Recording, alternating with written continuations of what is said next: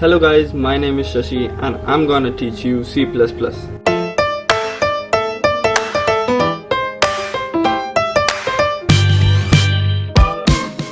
तो hello guys, आज हम आ चुके हैं अपनी एक नई वीडियो के साथ जिसमें हम पढ़ेंगे आज डाटा टाइप्स क्या होते हैं, कितने तरीके के डाटा टाइप्स होते हैं और एक लास्ट में प्रोग्राम करेंगे जिसको हम कहते हैं addition programme.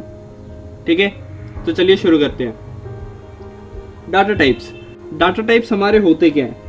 Data types are meant to identify the type of data and associated operation of handling it। ठीक है, ये हो गया हमारी बुकिश लैंग्वेज। अब हम अपनी लैंग्वेज में समझेंगे कि किस तरीके का डाटा आप लेना चाहते हैं, उसको हम कहते हैं data types.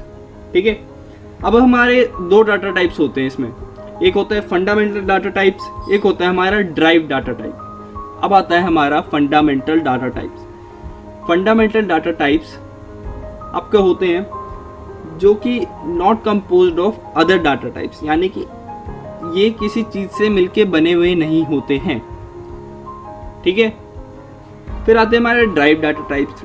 Drive data types आपके वो डाटा टाइप्स होते हैं which are made up from fundamental data types, यानी कि ये वो डाटा टाइप्स होते हैं जो कि आपके फंडामेंटल डाटा टाइप से मिलके बने हुए होते हैं।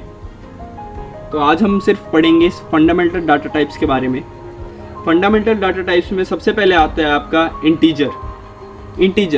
इंटीजर को हम डिफाइन करते हैं इंट से इन द प्रोग्रामिंग लैंग्वेज। ठीक है, अब इंटीजर कितनी बाइट्स लेता है? हमारी 2 बाइट्स लेता है इन द मेमोरी। अब आता है हमारा कैरेक्टर को हम प्रोग्रामिंग लैंग्वेज में हम कैर से डिफाइन करते हैं और ये मेमोरी में स्पेस लेता है 1 बाइट की।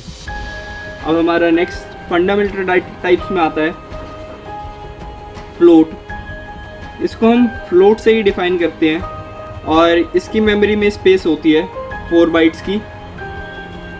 एक और डाटा टाइप्स होता है जो कि होता है डबल। इसको हम डबल से ही डिफाइन करते हैं। डबल हमारी मेमोरी में लेता है 8 बाइट्स। ठीक है, एक नया डाटा टाइप्स है जिसको हम कहते हैं वॉइड और इसका मतलब होता है कुछ भी नहीं, यानी कि एम्प्टी। एम्प्टी भी नहीं कह सकते इसको, जस्ट हम कहेंगे कि ये वो कुछ रिटर्न नहीं कर रहा है। ये मैंने एम्प्टी इसलिए लिख दिया है कि आपको समझ में आई कि ये कुछ रिटर्न नहीं करता है। ठीक है, अब हम इन सब के बारे में कुछ पढ़ते हैं। जैसे इंटीजर आपकी कौन सी वैल्यू स्टोर कर सकता है, आप किस किस के लिए इसको यूज़ करेंगे। इंटीजर आप जैसे नाम से पता लग रहा है, ये एक इंटीजर वैल्यू स्टोर कर सकता है, इंट यानी कि whole number without point value. Character हमारे यूज़ होता है to store any of the character, यानी कि वो आपका नंबर भी हो सकता है, अल्फ़ाबेट भी हो सकता है, डिजिट भी हो सकते हैं, चाहे स्पेस हो गया आपका, एक्सेट्रा। बहुत सारी चीज़ें होती है जो कैरेक्टर के अंदर आती है। अब आते हैं फ्लोट हमारा होता है जो पॉइंट वैल्यू लेता है, यानी कि रैशनल नंबर। ठीक है, जैसे 1.0001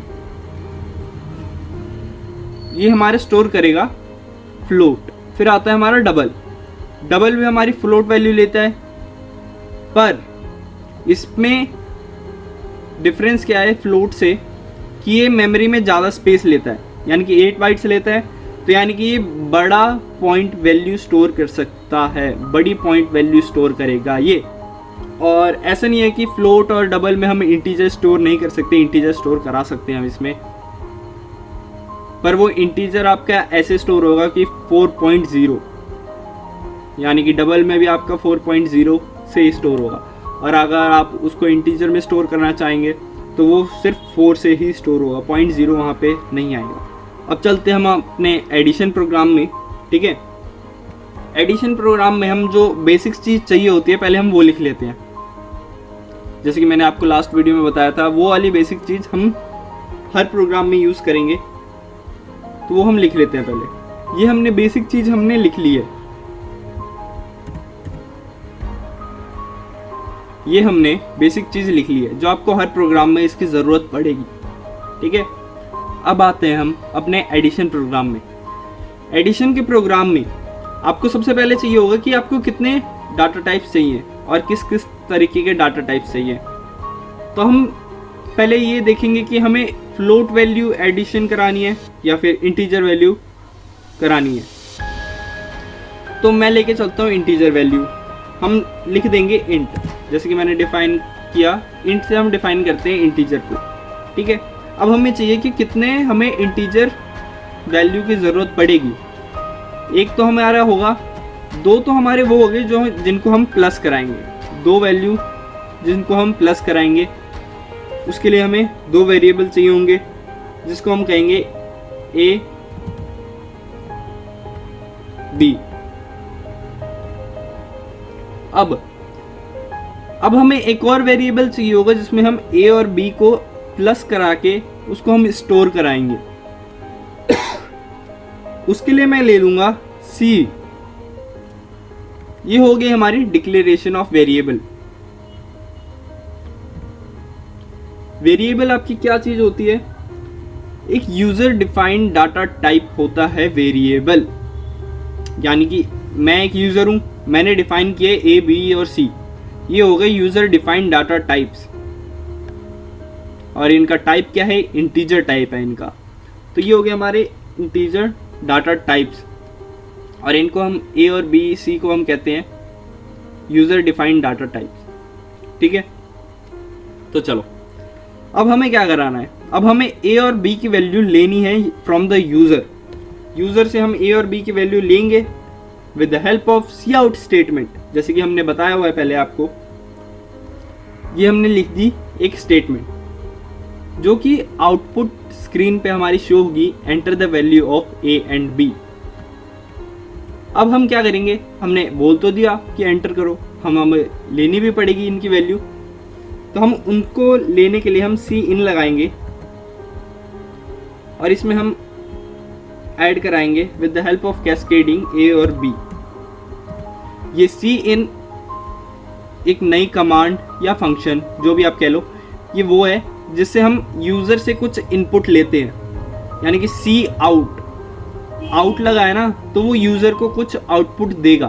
सी इन यानी कि इनपुट लेगा कुछ यूजर से, ठीक है। ये बात समझ में आ गई? तो चलो अब हम करेंगे एडिशन।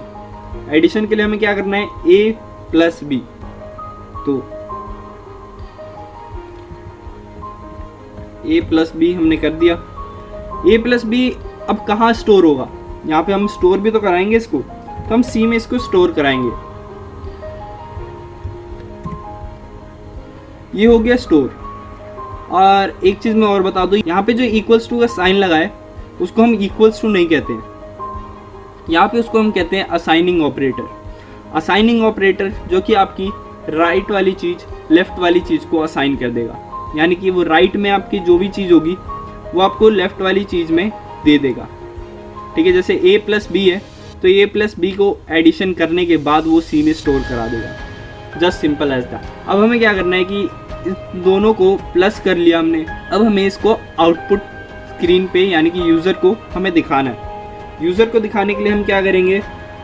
फिर से हम सी आउट स्टेटमेंट लगाएंगे और लिखेंगे, लिख सकते हैं द सम इज सी। ये हमने यूज़र को आउटपुट स्क्रीन पे दिखा देगा कि ये हमें एक सी वैल्यू दिखाएगा after the addition of A plus B. ये हो गया हमारा प्रोग्राम।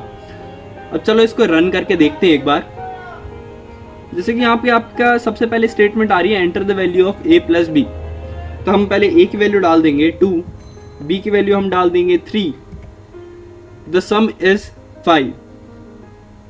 दिखा दिया उसने, एकदम सही चल रहा है हमारा प्रोग्राम। अब हम इसको एक बार समझ लेते हैं वापस से जल्दी में। सबसे पहले हमने हेडर फाइल इंक्लूड की। हमने हेडर फाइल कौन सी इंक्लूड की है? IO stream. आईओ स्ट्रीम जिसके अंदर स्टेटमेंट्स होती है हमारी सी आउट, सी इन, रिटर्न, ठीक है। फिर आता है हमारा प्रोग्राम मेन पे। मेन से हमारा प्रोग्राम शुरू होता है। यहाँ पे हमने 3 वेरिएबल लिए, ए बी एंड सी। ए हमने फर्स्ट वैल्यू के लिए लिया, बी हमने सेकंड वैल्यू के लिए लिया, और सी हमने लिया कि हम दोनों को प्लस करके हम इसमें स्टोर कराएंगे सी में। तो हमने यूज़र से पहले डिफाइन करके 2 वैल्यू मांगी, ए और बी।